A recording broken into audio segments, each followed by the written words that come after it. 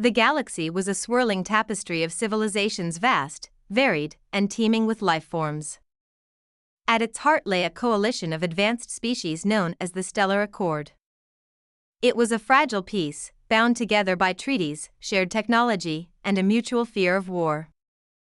Among the most enigmatic members of this alliance was the Azoran species, towering reptilian beings whose golden scales shimmered like fire under starlight. Their strength was matched only by their paranoia. Azorans trusted no one, not even their own kind. Trust, to them, was a weakness.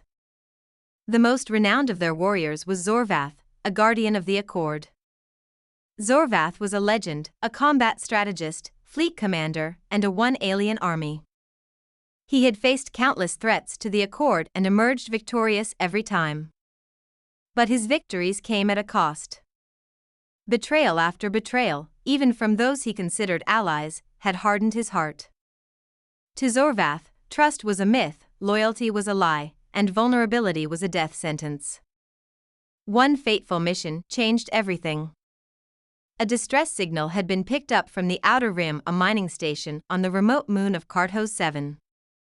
Reports indicated a pirate fleet had taken the facility, holding its workers hostage and threatening to use its volatile plasma reserves as a weapon. The Accord dispatched Zorvath and his strike cruiser, the Celestial Claw, to neutralize the threat. When Zorvath arrived, the situation was worse than anticipated. The pirates were using experimental jamming devices, rendering most of his advanced weaponry useless. The fight turned into a grueling, ship-to-ship skirmish. Though victorious, the Celestial Claw was severely damaged. Its propulsion system was offline, the hull was compromised, and critical life support systems were failing. Stranded on Carthos 7, Zorvath activated an emergency beacon and prepared for a long, solitary wait. Help came in an unexpected form, a human. The Accord's emergency response fleet was days away, but an independent repair ship had intercepted the signal. The ship was piloted by a human mechanic named Nathan Cade. Nathan was a former engineer from Earth, now a drifter taking odd jobs across the galaxy. He wasn't a soldier or a diplomat, just a man with a knack for fixing broken things. When Nathan's ship landed beside the Celestial Claw, Zorvath's first instinct was suspicion. Humans were new to the galactic stage, seen as primitive and reckless by many of the older species. Zorvath didn't know whether to view Nathan as a threat or an opportunist. "You've got two choices," Nathan said, stepping out of his ship with a confident grin. "You can sit here and wait for your fancy fleet to rescue you, or you can let me take a crack at fixing your ride. Up to you, Scales." Zorvath bristled at the casual tone but allowed Nathan aboard, watching him like a predator stalking prey. To his surprise, Nathan got to work immediately, diagnosing the damage with remarkable speed. "This ship's a beauty," Nathan said, running his hands over the control panels. "Way more advanced than anything I've seen. But these plasma relays? They're fried. You've been pushing this beast too hard." Zorvath growled. "The Celestial Claw is not some primitive human contraption. It requires precision and expertise." "Good thing I've got both," Nathan shot back, unfazed. Over the next few days, Nathan worked tirelessly. He scavenged parts from his own ship, patched up the propulsion system, and even jury-rigged a new cooling unit for the plasma core. All the while, he kept up a steady stream of chatter, telling stories about his adventures and mishaps across the galaxy. Zorvath listened in silence, skeptical of Nathan's motives but intrigued by his resilience and humor. Then came the night when the pirates returned.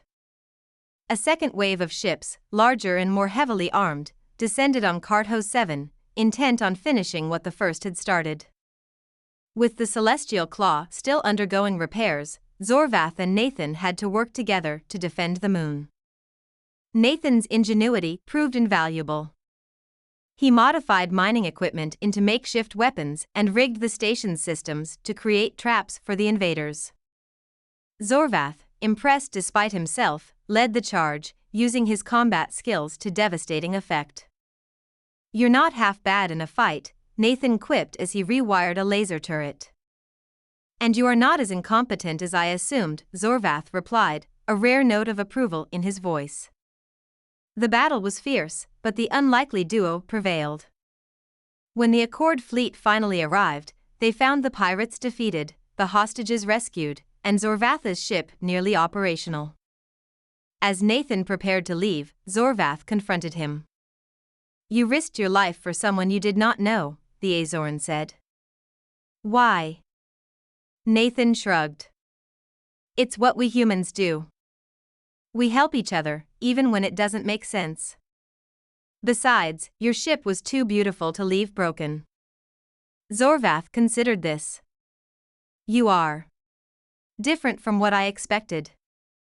Perhaps trust is not as foolish as I once believed." Nathan grinned. "Careful, Zorvath." That almost sounded like a compliment. It was, Zorvath admitted, extending a clawed hand. As they shook hands, a strange thing happened. For the first time in years, Zorvath felt something stir in his chest, a spark of trust, born from the courage and kindness of a human mechanic. From that day forward, Zorvath and Nathan became an unlikely team, their bond defying the barriers of species and suspicion. Together, they embarked on new adventures, proving time and again that even the most guarded hearts could be mended. And in the vast, unforgiving expanse of the galaxy, their story became a legend, a tale of trust, redemption, and the unyielding spirit of humanity.